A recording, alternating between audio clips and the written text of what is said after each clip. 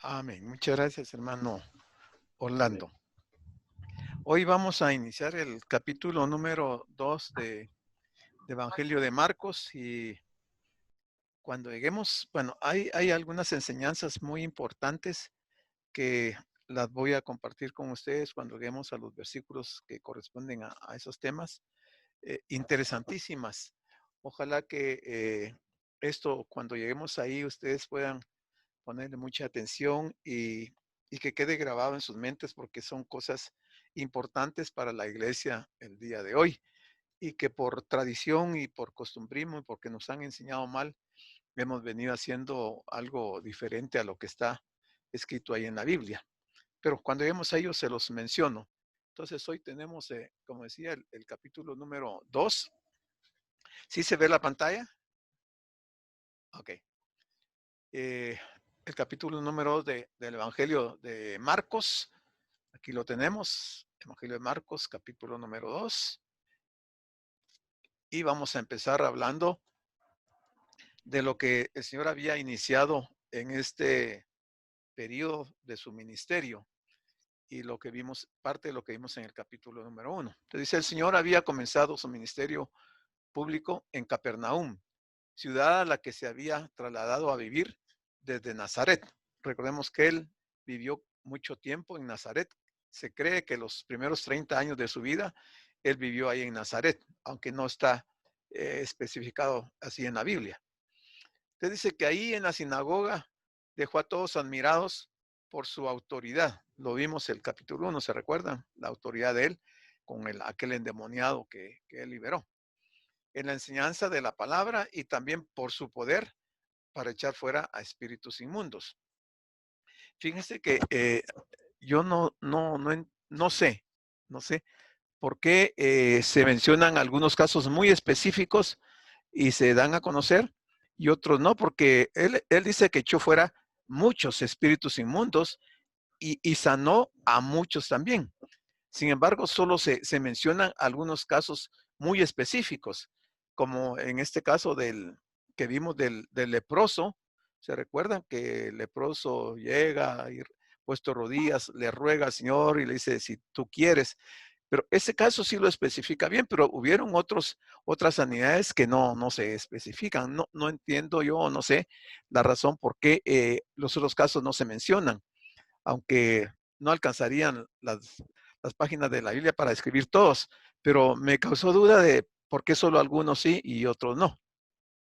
Bueno, dice, unas horas después demostró ¿Pudiera, también, sí, doctor, pudiera hacer un comentario ahí? sí, claro, O en algunos textos, por ejemplo, que he revisado, leído, sí, en la parte de la escritura también dice que él hacía muchos milagros, correcto, pero igual, de igual forma no describe, digamos, cada uno de los muchos milagros, digamos, ¿no? así es, Entonces, algunas historiadores, digamos, o algunos estudiosos han hecho mención de que los milagros en el mundo natural hechos por Jesús realmente era, por supuesto, una manifestación o una expresión para nosotros física natural del reino de Dios, de su correcto, presencia, de su intervención, de su visitación. correcto, Pero ese no era en esencia la razón de su venida, así es, sino que era el mensaje de salvación, sí, o sea, su palabra. correcto, Entonces, por supuesto que el mensaje de salvación y las palabras iban a ir acompañadas de señales, prodigios y milagros. así es. Pero algunos hacen mención de que las señales, prodigios y milagros era como que lo secundario, ¿Cómo? no lo primario o lo esencial.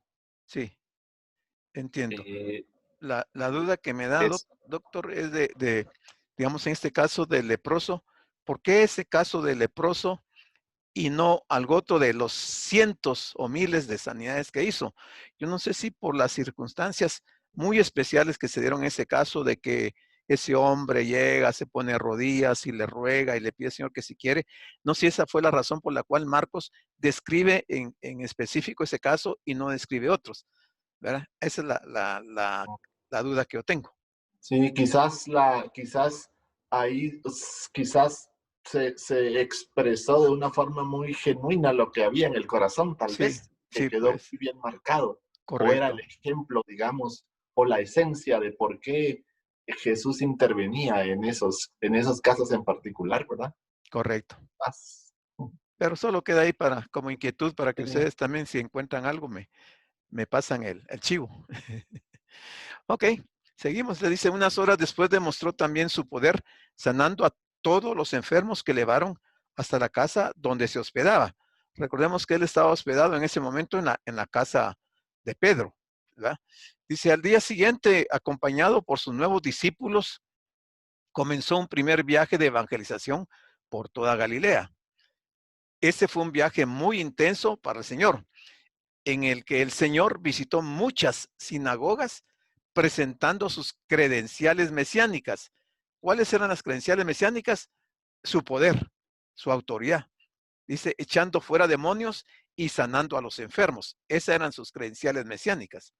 Sin embargo, de todas las cosas que el Señor hizo durante ese viaje, Marcos solo detalla la sanidad de un leproso, que es lo que estábamos hablando. La lepra servía con frecuencia en las escrituras para simbolizar el pecado. La persona leprosa era excluida de la vida social y religiosa de Israel, del mismo modo que el pecado nos excluye del reino de Dios.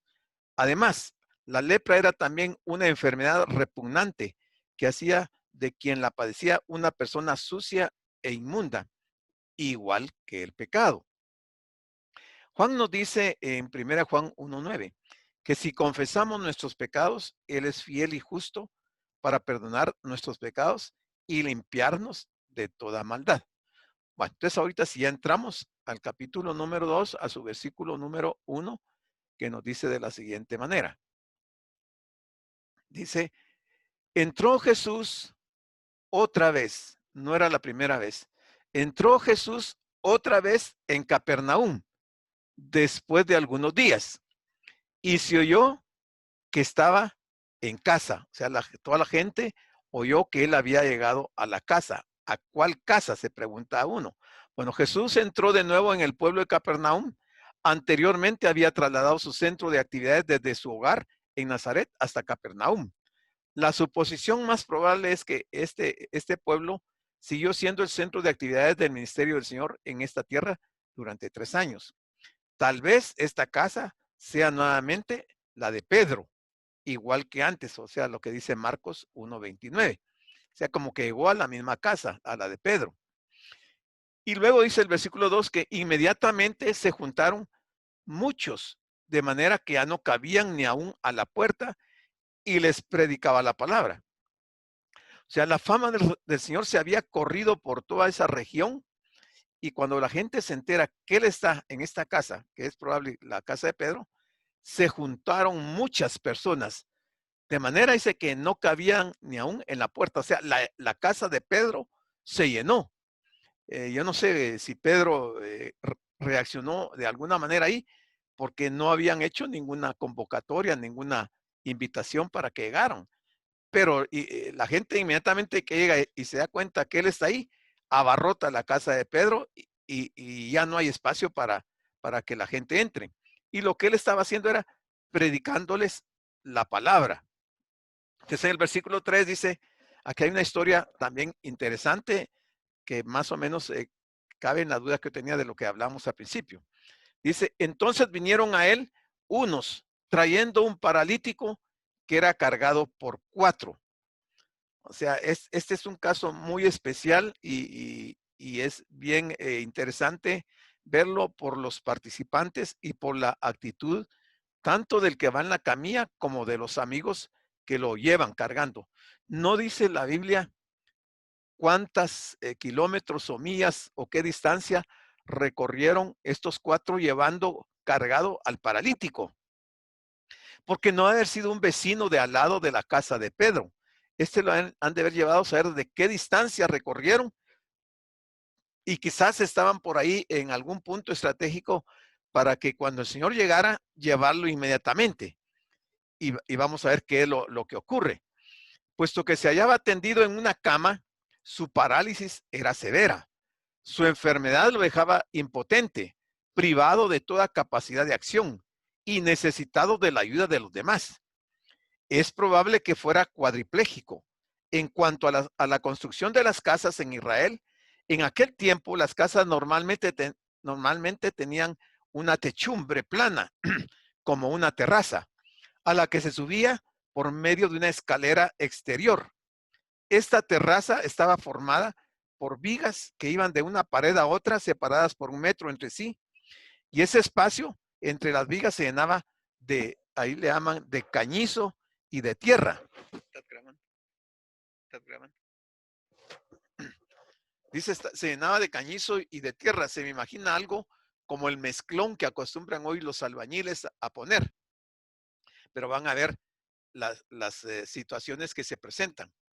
Te dice, y como no podían acercarse a él, estos 4 que llevaban al paralítico, a causa de la multitud, o sea, han de haber buscado la forma de entrar a la casa, y era imposible con una camilla llevando un paralítico hacerse paso, y la gente tampoco le iba a dar espacio para que entraran, porque en ese sentido nosotros los seres humanos somos un poquito especiales, que no nos importa el dolor del vecino, de nuestro prójimo, y queremos nuestro propio beneficio.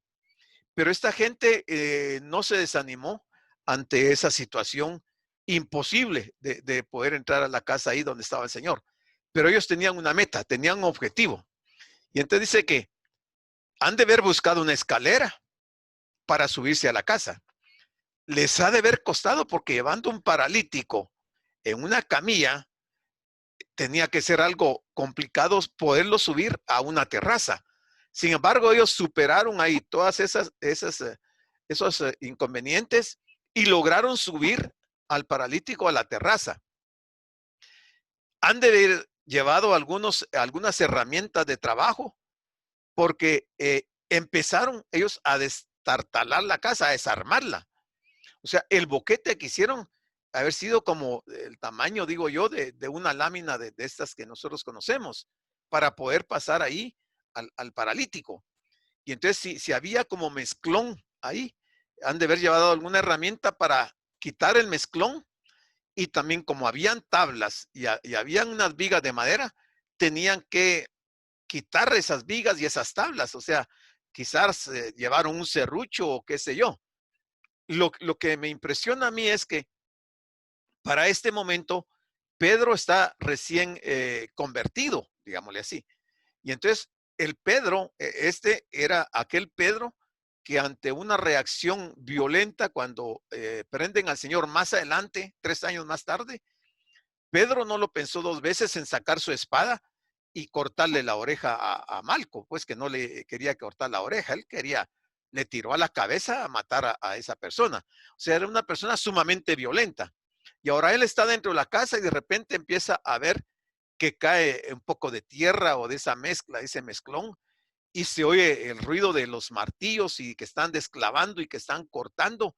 Y cuando él se da cuenta, hay un boquete terrible en su casa. O sea, le están desarmando su casa. Él pudo haber salido inmediatamente y de esa forma, como él era violento, y actuar así violentamente. Pero no cabe duda que la presencia del Señor y que el Señor no se detuvo por la interrupción. Pedro sin duda se le hizo feo salirse e ir a ver qué estaba pasando ahí arriba de su casa. Y también es curioso que el Señor no haya hecho absolutamente nada, porque esa fue una interrupción muy fuerte para el momento en que él estaba predicando. Claro que el Señor en su omnisciencia sabía lo que estaba ocurriendo ahí arriba, pero no da ninguna reacción, no se ve que una reacción de parte de él, y más o menos esta va a haber sido algo así la escena. Ustedes ven, aquí hay un boquete bien grande y aquí hay 2 hombres con unos lazos y están bajando al paralítico con esos lazos y están bajando la camilla. Y aquí está, digamos, el Señor, y aquí están todos los que están dentro de la casa, y todos asombrados de ver la escena, porque la predicación se cortó. O sea, ahí ya el Señor ya no pudo seguir cuando ya estos hombres, que los amigos, empiezan a bajar la camilla, y abajo tuvieron que recibir al paralítico. Y Pedro estaba asustado también ahí. Bueno, entonces vale la pena considerar a estos 4 amigos que no dicen sus nombres. La Biblia no dice cuáles son los nombres de ellos ni quiénes eran. Son amigos anónimos del paralítico. Estos sí que demostraron ser amigos de verdad. Proverbios 17:17 nos dice, en todo tiempo ama al amigo y es como un hermano en tiempo de angustia. Exactamente lo que dice este proverbio es lo que estos amigos de ese paralítico están haciendo. Están exponiéndose a todo, pero su objetivo era que el Señor pudiera tener a la vista a su amigo paralítico y sabían y tenían fe que el Señor lo iba a sanar, iba a hacer algo con él. Juan 15:15 nos dice, ya no os llamaré siervos, porque el siervo no sabe lo que hace su Señor, pero os he llamado amigos. O sea, el Señor le da este calificativo a sus seguidores, a sus discípulos, y dice que los llama amigos y ya no siervos, porque todas las cosas que oí de mi Padre os las he dado a conocer. Bueno, siguiendo con este relato, esto nos lleva a creer que cuando los que traían al paralítico y quitaron la parte del techo, el escritor se refiere al techo de la casa de Simón Pedro. Y resulta difícil imaginarse a una persona del carácter fuerte de Pedro en una actitud dócil y apartándose a un lado para permitirles a aquellos hombres hacer tal cosa en su propia casa.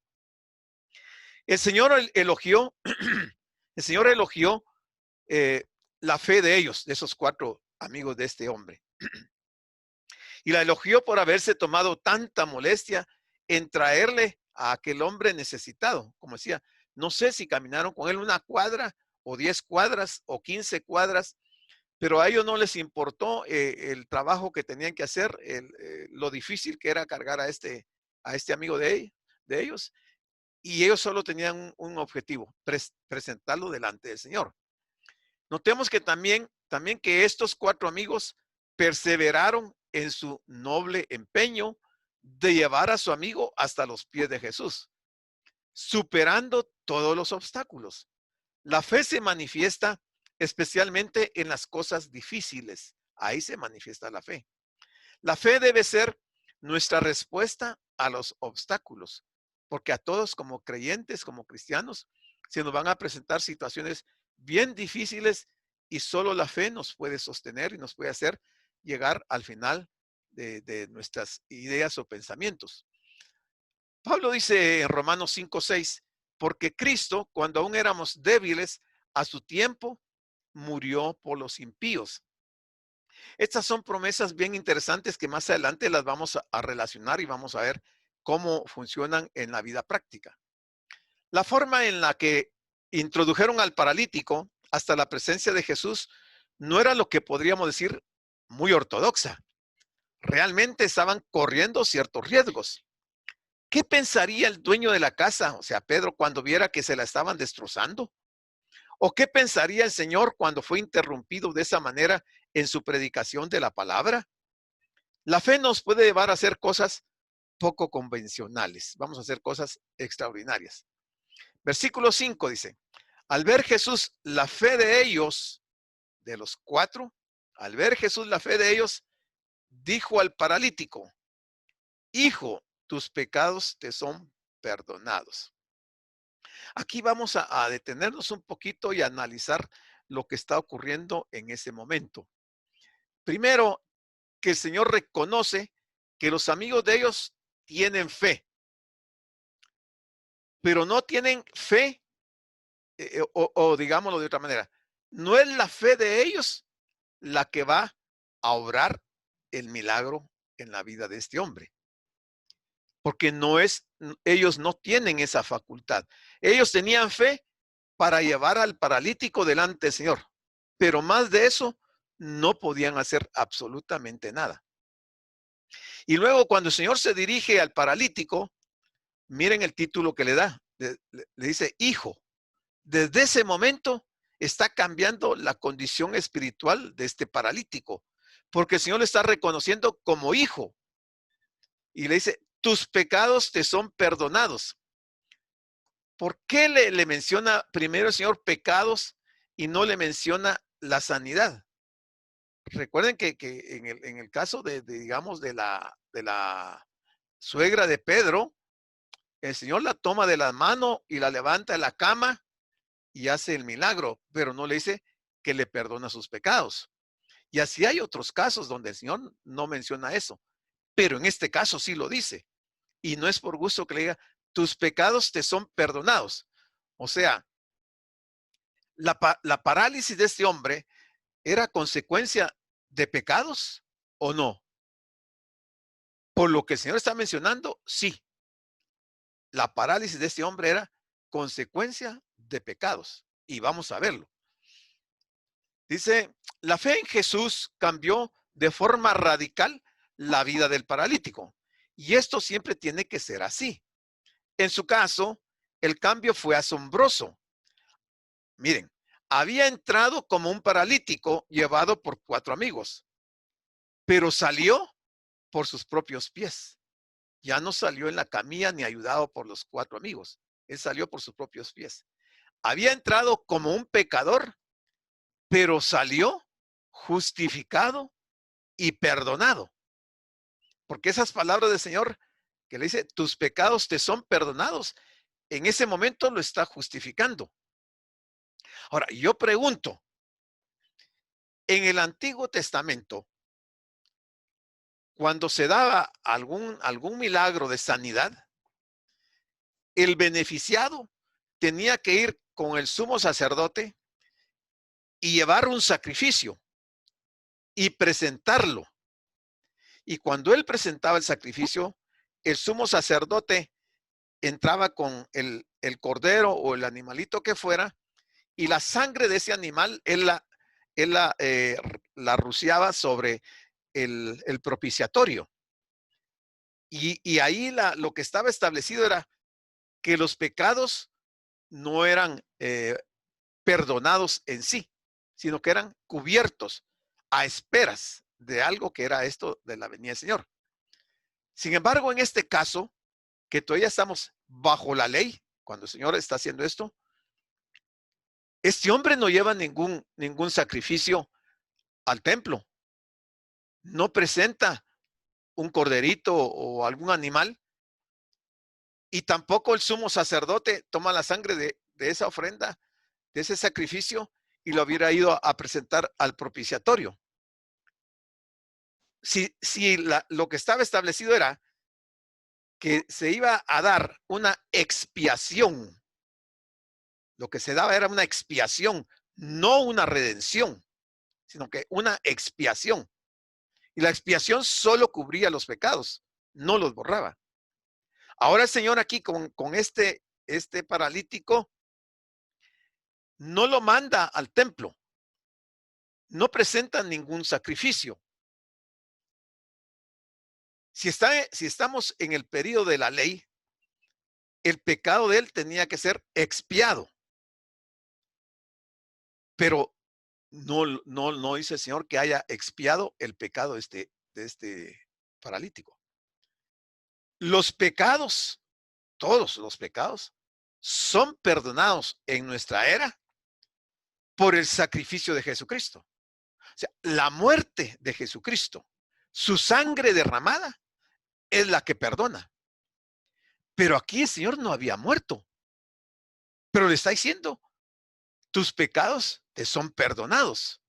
¿Se dan cuenta de lo que está ocurriendo en ese momento? O sea, cuando uno lee simplemente el pasaje, no repara en estas cosas, pero ahí hay algo mucho más grande, más impactante, porque el Señor le está perdonando los pecados, no lo está expiando, lo está redimiendo. Pero si la redención es por la muerte de Cristo, ¿cuál fue entonces la condición de este paralítico? Vamos a aclararlo más adelante, pero se los dejo para que pensemos, porque cuando leamos la Biblia, leámosla con detenimiento y analicemos esos aspectos, porque si alguien nos pregunta, nos va a agarrar sin ningún elemento para poderle responder. Entonces dice, había entrado como un pecador y había salido justificado y perdonado. Hoy en día cada vez hay más personas que dicen que creen en Cristo, pero sus vidas no cambian. En este caso, este paralítico cambió, entró de una manera y salió de otra. Dice, pero sus vidas no cambian. En estos casos hay que dudar de que realmente exista fe auténtica y será necesario repetir la exhortación de Pablo a los corintios. Y vea este texto.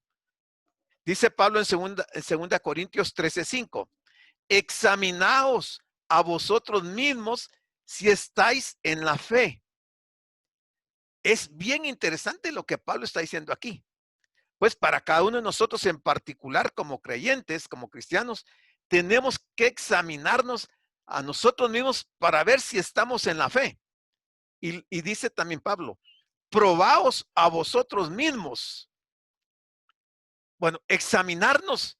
Yo creo que es fácil hacer un examen de nuestra vida para ver si estamos en la fe.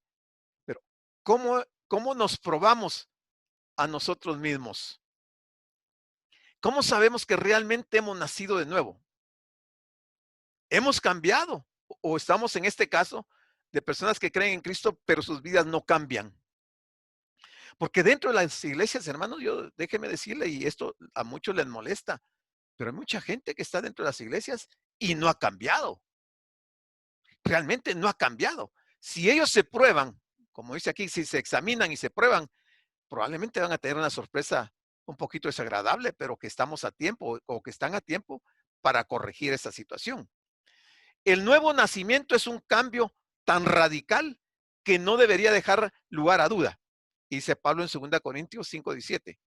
De modo que si alguno está en Cristo, nueva criatura es. Si alguno está en Cristo, nueva criatura es. Si no hay esas señales y manifestaciones de ser una nueva criatura, yo dudo que esa persona haya nacido de nuevo. Usted solo puede tener una religión, solo puede tener una emoción, pero no ha nacido de nuevo. Porque esta es una ley, es una ley espiritual que difícilmente se puede evadir. Tiene que cumplirse, tiene que verse de que la persona, si está en Cristo, es nueva criatura. Y dice, las cosas viejas pasaron, he aquí, todas son hechas nuevas. Todas son hechas nuevas. Entonces no cabe que una persona esté llevando una vida conforme al mundo o que tenga rencores, que tenga odios y no haya habido un cambio. Yo sé que en la vida hay muchos problemas que se nos presentan, de los cuales nosotros muchas veces quisiéramos que no existieran y hacemos lo que está de nuestra parte para resolver esas crisis. Pero puede ser que la otra persona no quiera resolver la situación. Entonces, en ese caso, el que ha hecho todo su esfuerzo para resolver la crisis y no se resuelve, ya no es que caiga en este caso de que no ha nacido de nuevo, sino que la otra persona no quiere resolver la situación. Pero hay que tener mucho cuidado en esto. Cuando alguien ha sido salvado por el Señor, esto se tiene que manifestar en una nueva vida. Tiene que haber una nueva vida.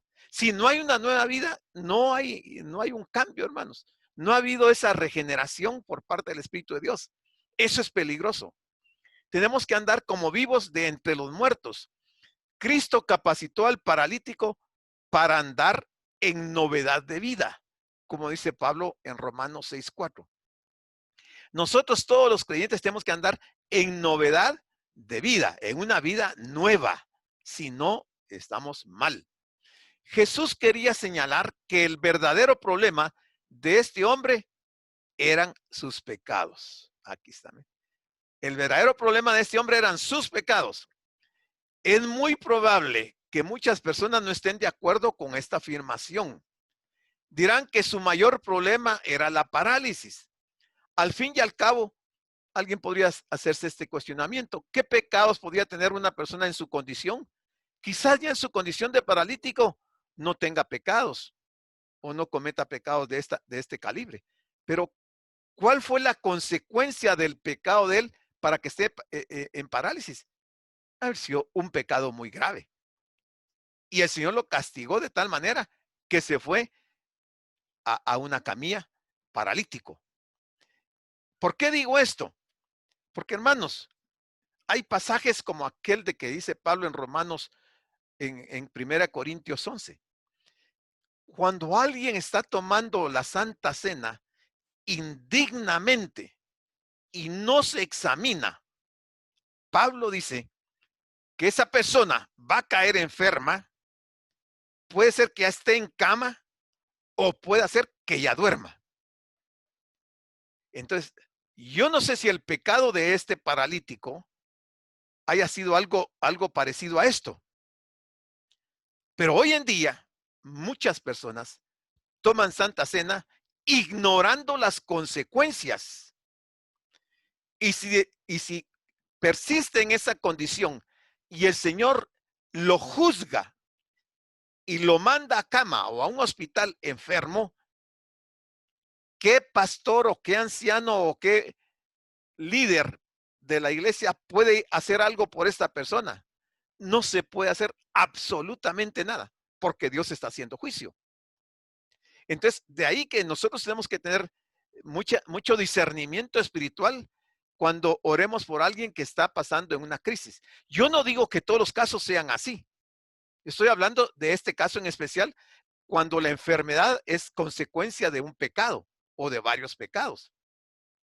No podemos negar que gran número de enfermedades se deben al pecado del que las padece, pero también es verdad que hay muchos casos en que no es así.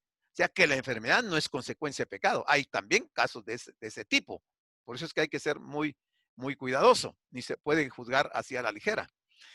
El paralítico no dijo nada cuando el Señor, en lugar de sanarle, le perdonó sus pecados. Si no hubieran sido pecados las razones por las cuales él estaba paralítico, este hombre pudo haberle dicho al Señor que estaba equivocado, que él no estaba en parálisis por pecado, pero él se quedó callado. Él se vio descubierto de su vida pasada. Su silencio es muy interesante. Él pudo haber dicho, Señor, vine a ti porque soy paralítico. ¿No te das cuenta de que ese es mi problema? Pero él no dijo nada, él no dijo eso. El paralítico aceptó que el Señor solo le perdonara sus pecados hasta este momento. Que perdonarle los pecados a una persona, eso es maravilloso, eso es lo más grande que le puede suceder a una persona. Eso no lo puede hacer ninguna institución humana, ninguna institución religiosa, ningún hombre en toda la tierra y en todo el universo puede hacer esta actividad de perdonar pecados. Eso solamente lo puede hacer Dios. Ni los ángeles pueden perdonar pecados, ni los arcángeles, ningún ser puede perdonar pecados. El único que perdona se llama Jesucristo. Entonces parecía entender que eso era lo que realmente necesitaba, más que ninguna otra cosa. Aunque se hubiera quedado paralítico, pero con los pecados perdonados, ya era muchísimo para él, era un gran beneficio. Cuando el Señor le dijo al paralítico que sus pecados eran perdonados, lo estaba haciendo sobre la base de su propio sacrificio en la cruz. Pero él no ha ido a la cruz aquí todavía, que era lo que estábamos mencionando al principio. Y aunque Cristo no había muerto todavía, sin embargo, él estaba actuando como si esto fuera ya un hecho consumado en la mente de Dios e imposible de cambiar. Interesante, ¿verdad? Porque el Señor no ha muerto en la cruz y ya está manifestando su gracia y los beneficios del derramamiento de su sangre. Ya está redimiendo a las personas, no las está expiando, las está redimiendo, las está perdonando totalmente. Está cambiando su condición espiritual, ¿verdad? Ya la traslada al reino de Dios. Pensando en esto, debemos reflexionar en las palabras de Jesús a los judíos. Cuando él dijo, ¿qué es más fácil? Decir al paralítico, tus pecados te son perdonados, o decirle, levántate, toma tu lecho y anda. ¿Cuál de las dos cosas creen ustedes que era más fácil? ¿Era fácil decirle al paralítico, tus pecados te son perdonados? ¿O era fácil decirle, levántate, toma tu lecho y anda? ¿Qué hubiera hecho usted ante una situación similar como cristiano y le llevan a una persona que está pasando por una crisis? ¿Qué hubiera hecho usted? ¿Decirle tus pecados te son perdonados o levántate, toma tu lecho y anda? Bueno, para nosotros para nosotros, cualquiera de las dos cosas son imposibles. Porque el único que tiene poder es Dios. El único que puede perdonar pecados es Dios. Pero cuando pensamos en que resultaba más fácil para Jesús, tenemos que concluir que perdonar sus pecados era realmente mucho más difícil. ¿Por qué? Porque eso implicaba ir a la cruz. Era difícil, no era fácil. Y ninguno de nosotros podíamos hacer eso porque no estaba para nosotros esta función. Pero para el Señor sí. Pero para él decir que eso era fácil, era alguien que no está entendiendo lo que implicaba para el Señor. Para él implicaba ir a la cruz, o sea, morir para poder perdonar esos pecados. La razón principal por la que el Señor Jesucristo vino a este mundo fue para perdonar los pecados de los hombres. Esto es lo que dice Juan en 1 Juan 3:5. Y sabéis que Él apareció para quitar nuestros pecados y no hay pecado en Él. Para esto y se apareció Él, para quitar nuestros pecados. Ahora bien, bueno, una de tantas cosas, porque hay muchos más elementos. Ahora bien, ¿cómo iba el Señor Jesucristo a perdonar a los pecadores si Él todavía no había ido a la cruz? ¿La fe de quién está hablando el Señor? ¿La fe de los 4 hombres o la fe del paralítico? Dice, ¿fue la fe de aquellos hombres de la fe que está hablando el Señor? No, no fue la fe de aquellos 4 hombres. No fue la fe de ellos la que les salvó. Es cierto que fue la fe de ellos la que usaron para traer al lugar donde pudo escuchar al Señor. Ahí sí tuvieron fe para traerlo delante del Señor. Se necesitaba fe para traer a alguien delante del Señor. Ahí sí fue la fe de ellos. Quien trató con él individualmente a nivel personal. Hay muchas personas hoy que están sufriendo los efectos de la parálisis del pecado o están paralizados por la indiferencia o por prejuicios. Tuvieron la fe para traer a aquel hombre a escuchar al Señor Jesús. Ahí sí tuvieron fe. Para que él, o sea, el Señor, pudiese atenderle personalmente y finalmente decirle, hijo, tus pecados te son perdonados. Y vea este siguiente comentario. Bueno, lo vamos a ver ahorita. Te dice, estaban ahí sentados algunos de los escribas, los cuales cavilaban en sus corazones. Estaban ahí sentados algunos de los escribas, los cuales cavilaban en sus corazones. ¿Dónde estaban sentados? El Señor estaba en la casa de Pedro. ¿Se recuerdan? ¿Cómo es que llegaron ahí los escribas? ¿Qué interés tenían los escribas en llegar a la casa de Pedro para oír al Señor? Y aquí se ve, aquí el Señor ¿cómo se llama? Los evidencia, dice, los cuales cavilaban en sus corazones. ¿Qué cavilaban? Lo siguiente, dice, ¿por qué? Eso es lo que se preguntan ellos, ¿por qué habla este así? Aquí hay una pregunta, mire, tiene signo de interrogación. Ellos hacen 2 preguntas. La primera, ¿por qué habla este así? Blasfemia dice. Eso están cavilando, eso están pensando. La primera pregunta. La segunda dice, ¿quién puede perdonar pecados sino solo Dios? Entonces, si ellos hubieran tenido la claridad mental y espiritual de darse cuenta que si el Señor estaba perdonando pecados y si solo Dios perdona pecados, entonces la conclusión era, este hombre es Dios. ¿Verdad? Porque ellos dicen, ¿quién puede perdonar pecados sino solo Dios? Entonces, ellos en esta segunda interrogante tienen razón, porque solo Dios puede perdonar pecados. Pero en la primera interrogante están equivocados, porque el Señor no está blasfemando. Porque dicen, ¿por qué habla este así? Blasfemia dice. Ahí están equivocados. Los escribas no expresaron su desaprobación, sino que simplemente lo pensaron. En sus razonamientos y en cuanto a su primera pregunta estaban equivocados, pero estaban acertados en su segunda pregunta.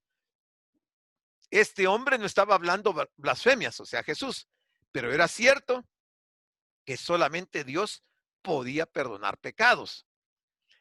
Ningún juez, óigame, ningún juez tiene derecho a perdonar a un criminal. Por sí mismo, los jueces no pueden perdonar a ningún criminal.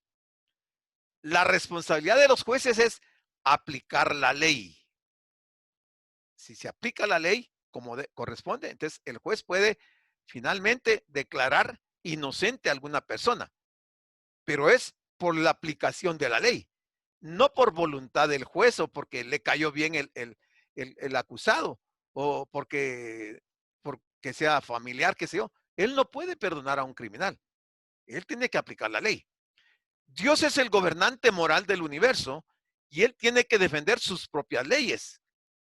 Él no puede quebrantar esa ley porque él es justo. Habiendo creado las leyes, las obedece y sus leyes son inexorables. Ya vamos a ver qué quiere decir inexorable. No pueden ser cambiadas y por ellas tú y yo resultamos culpables ante Dios. Entonces, inexorable es que no se puede evitar, no se puede eludir o no se puede detener. O es también refiriéndose a una persona que no se deja convencer o ablandar por ruegos o por súplicas. Eso quiere decir inexorable. Entonces necesitamos el perdón de nuestros pecados. Y Él sí perdona. Dios sí perdona. El Señor perdona. Pero nunca, oiga, esto es lo que le decía hace un momentito, nunca cometamos el error de pensar que Él, o sea, Dios, nos perdona porque tiene un gran corazón. Dios no nos perdona porque tenga un gran corazón. Él no actúa así. Él, o sea, Dios, nos perdona porque Cristo pagó el castigo por nuestros pecados. No nos perdona porque sea muy benévolo. Nos perdona porque Cristo pagó por nuestros pecados. Si Cristo no hubiera venido, ninguno de nosotros, haciendo cualquier sacrificio, nunca íbamos a poder obtener el perdón por nuestros pecados. Dios jamás iba a actuar de esta manera. El juicio estaba sobre nuestras cabezas. Por eso era necesario que Cristo viniera. Entonces dice, Dios nos perdona porque Cristo pagó el castigo por nuestros pecados. Por eso el Señor no estaba pronunciando blasfemias, porque Él era y es Dios. 2:8. Y conociendo luego Jesús en su espíritu, que cavilaban, o sea, que estaban pensando mal, de esta manera dentro de sí mismos les dijo, ¿por qué caviláis así en vuestros corazones? Él les pregunta ahí a los escribas, ¿por qué que están cavilando ustedes así en sus corazones? ¿Sabe qué respondieron ellos? No respondieron nada. Aquellos hombres no hablaron, solo pensaron interiormente. Él trató de que expresaran lo que sentían. En esta ocasión decidieron que lo más prudente era permanecer en silencio y así lo hicieron. No respondieron a la pregunta del Señor. No hicieron ningún argumento, ningún comentario. 2:9 dice, ¿qué es más fácil? Decir al paralítico, tus pecados te son perdonados, o decirle, levántate, toma tu lecho y anda. Ya explicamos algo de esto. A propósito, ellos no iban a contestar en absoluto a esa pregunta. Estaban callados y ya que permanecían en silencio, él aún iba a ocuparse de ellos y sabía lo que estaban pensando. Nunca podremos enfatizar suficientemente que el perdón de los pecados es solo por la fe sin obras, por la fe en Jesucristo, por la fe en el sacrificio que Jesús hizo en la cruz. No hay otra forma. Eso está en Efesios 2:8-9. Pero cada vez que se hace más necesario subrayar que la verdadera fe produce obras, de otro modo dice, esa fe está muerta o no existe, que es lo que dice Santiago 2:17. La fe, si no tiene obras, es muerta en sí misma. Veamos ahora entonces la relación entre la enfermedad y el pecado. En el pensamiento judío, oiga, en el pensamiento judío de aquella época había una relación directa, muy estrecha, entre el pecado y el sufrimiento. Por ejemplo, en una ocasión cuando Jesús se encontró con un ciego de nacimiento, sus discípulos le preguntaron, Rabí, ¿quién pecó, este o sus padres para que haya nacido ciego? Está en Juan 9:2. No cabe duda de que ellos estaban expresando la creencia popular entre los judíos de que la enfermedad es la consecuencia directa del pecado. No siempre es así, solo en ciertos casos. No podemos negar que gran número de enfermedades se deben al pecado del que las padece, pero también es verdad que hay otros muchos casos en los que no es así.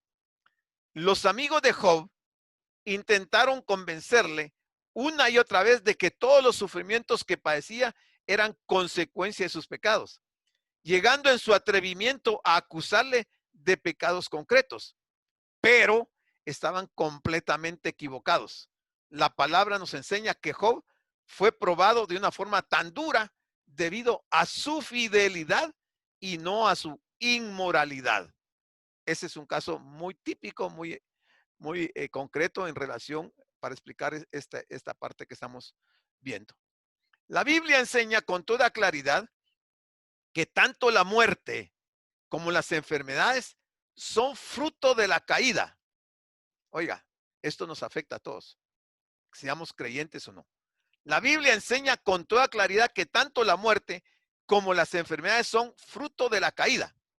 La causa de cualquier enfermedad que podamos padecer tiene su origen en nuestra naturaleza pecaminosa heredada de nuestros primeros padres. ¿Qué queremos decir aquí con esto? Cuando Adán y Eva pecaron, Dios los maldijo y maldijo la tierra. Y esa maldición vino de generación en generación, de generación en generación. No había forma de quitarnos la maldición. Mucha gente habla de aquel concepto de maldiciones generacionales. En parte tienen razón, pero lo entienden mal. ¿Por qué? Porque cuando el Señor diseña el plan de redención, de salvación, establece que su Hijo tiene que ir a la cruz y morir y derramar su sangre para poder redimir a todos aquellos que por la fe creamos en Jesucristo. Quiere decir que la maldición original arrastrada por las generaciones se destruye con la muerte de Jesucristo. Ahí se termina. Ya no hay más maldición. Nadie está enfermo el día de hoy a consecuencia de una maldición generacional. Porque si fuera así, entonces sería como invalidar, anular el sacrificio que Cristo hizo en la cruz. Ni el mismo Padre, óigamelo, y yo lo digo con mucha reverencia y con mucho respeto a Dios, ni el mismo Padre puede anular el acto llevado a cabo por Jesucristo en la cruz. Porque eso sería una contradicción total en el cristianismo. Eso echaría por tierra muchas doctrinas y el Padre jamás se iba a contradecir. La maldición fue dada, operó. Pero cuando Cristo va a la cruz, anula todo. En la cruz, dice la Biblia, que Cristo clavó el acta de decretos que estaban en contra de nosotros. En la cruz, Él clavó esa acta. En la cruz, Él destruyó la maldición. Y él cargó la maldición en lugar de nosotros. Entonces, tratar de desvirtuar eso y decir que una persona está sufriendo, está enferma por una maldición, si esta persona es cristiana, eso casi raya en lo que es una blasfemia contra Dios. Eso es decirle a Dios, de nada sirvió el sacrificio de Cristo. Eso es muy terrible. Porque para eso fue que el Señor fue a la cruz. Entonces, aquí el Señor está hablando del perdón y está diciéndole a este paralítico que sus pecados son perdonados porque le está anticipando los beneficios de la gracia de Dios al saber que Jesucristo en poco tiempo iba a ir a la cruz y les está dando de su gracia y los está salvando y los está perdonando y los está redimiendo, no los está, ¿cómo se llama? No los está, ¿cómo es la otra palabra? Se me fue ahorita. Lo que hacían con el cordero, que no era redención, era, ay, se me va ahorita de la mente. Pero eso es lo que él está haciendo acá. Entonces nosotros debemos de tener cuidado en esta situación porque, ¿cómo? No. Lo que está pasando aquí, el Señor está dando una lección bien profunda, muy bíblica, con mucho contenido de la ley de aquel tiempo y la gracia en nuestro tiempo. Entonces sigamos. Dice, más adelante les voy a aclarar otro punto. Pues para que sepáis, dice, que el Hijo del Hombre tiene potestad en la tierra para perdonar pecados, dijo al paralítico. Dice el Señor, ¿para qué va a hacer esto? Para que sepan, dice que, o sea, en este caso los escribas, que el Hijo del Hombre, o sea, hijo con H mayúscula, hombre con H mayúscula, está hablando del Mesías. Tiene potestad en la tierra para perdonar pecados. Para perdonar pecados, dijo al paralítico. El poder de Jesús para sanar la enfermedad física del paralítico demostró la veracidad de la afirmación y poder de Jesús para perdonar pecados. Aquel enfermo que había sido sanado no tendría una recaída. Oiga, no tendría una recaída a menos que siguiera pecando. ¿Qué es lo que nos dice el Evangelio de Juan en capítulo 5, versículo 14? Dice, después le halló Jesús en el templo, a alguien que el Señor había sanado, lo halló en el templo y le dijo, mira, has sido sanado, no peques más para que no te venga alguna cosa peor. No peques más para que no te venga alguna cosa peor. Este pasaje es bien importante en relación al tema que estamos viendo, ¿verdad? Porque depende de la situación de la persona. Puede ser que un cristiano verdadero, nacido de nuevo, que transgreda la ley de Dios, pueda caer enfermo.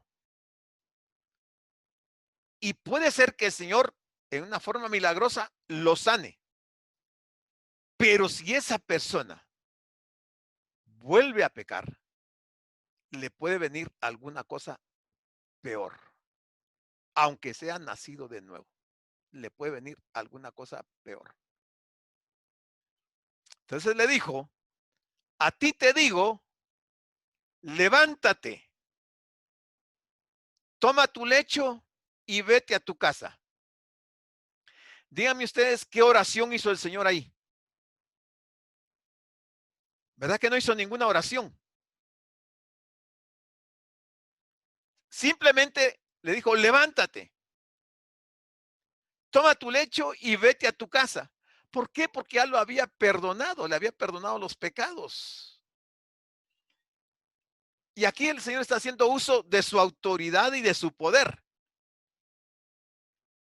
Entonces el paralítico se levantó enseguida. Aquí aplicó fe él. Él no se quedó tendido ahí en la camilla. Él actuó por fe. No se podía mover, no se podía levantar, no se podía parar. Pero ante la palabra del Señor, levántate, toma tu lecho, él se puso en pie enseguida y tomando su lecho salió delante de todos, de manera que todos se asombraron y glorificaron a Dios diciendo, nunca hemos visto tal cosa.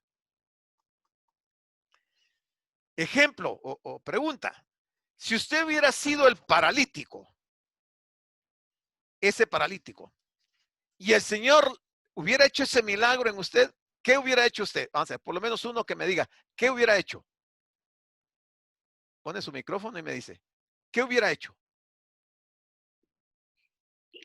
Abrazarle, abrazarle de sus pies, darle gracias y orar ahí con él, hermano. ¿E irse a su casa con su lecho y todo? No, definitivamente no. ¿Qué hubiera hecho entonces, hermana Termita? Quedarme ahí con él y agradecerle, orar, llorar y de todo, porque realmente era algo grandioso lo que hizo, lo que hace por uno. ¿Se recuerdan de los 10 leprosos Que solo uno regresó que a solo darle uno las gracias. regresó? ¿Y qué hizo ese además de regresar? Le contó a todo el mundo el milagro, ¿Y qué más? porque él fue agradecido. Sí, La gente, correcto, la naturaleza de los humanos es no ser agradecidos. correcto. Bueno, ese es un caso, pero ahorita voy a llegar a lo que quiero. ¿Qué hizo el endemoniado Gadareno? ¿Qué hizo el endemoniado Gadareno? Le contó a todo el pueblo. ¿Y qué más hizo?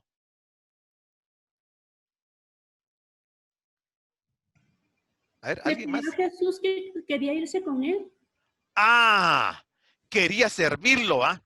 Mm. Quiso irse con el Señor y el Señor no se lo permitió. ¿Qué hizo este paralítico? Tomando su lecho, salió delante de todos, de manera que todos se asombraron y se fue a su casa. Dice que le haya agradecido al Señor. ¿Verdad que no le agradeció? No dice ahí que le hubiera agradecido. No dice que le hubiera querido seguir. No. O sea, lo único que quería era su Que lo beneficio personal. Ujú. Se parece mucho a algunos de nosotros, ¿va? Sí. Que solo queremos el beneficio que Dios nos da, pero no queremos seguir al Señor, ni menos servirle, ni menos sacrificar muchas cosas de nuestra forma de vida. Pues eso fue lo que hizo este hombre. Paralítico, cuadripléjico. Él iba a morir toda su vida en esa condición. Y ahora el Señor lo sana y agarra su lecho y se va. Ni a Dios le dijo. No le agradeció. Y es que esa es la naturaleza del ser humano. ¿Ah? Somos desagradecidos. No Creer que reconocemos lo todos que nos Dios lo hace. merecemos. ¿Perdón? Creer que todos nos lo merecemos. Sí, correcto. Bueno, son las 8 en punto. Aquí nos vamos a quedar para dar tiempo. Este pasaje da oportunidad para hacer algunas preguntas o comentarios. En la próxima vamos a entrar al versículo 13 y vamos a llegar a ese pasaje interesantísimo que quiero compartírselo a ustedes y les va a servir muchísimo, pero muchísimo van a ver. Pero eso va a ser la otra semana. Entonces, terminamos aquí nuestra reunión de capítulo 2 hasta el versículo 12 de Marcos. Y si usted quiere opinar, quiere aportar, quiere hacer un comentario, quiere preguntar, por favor, el tiempo está ahí para que usted lo utilice.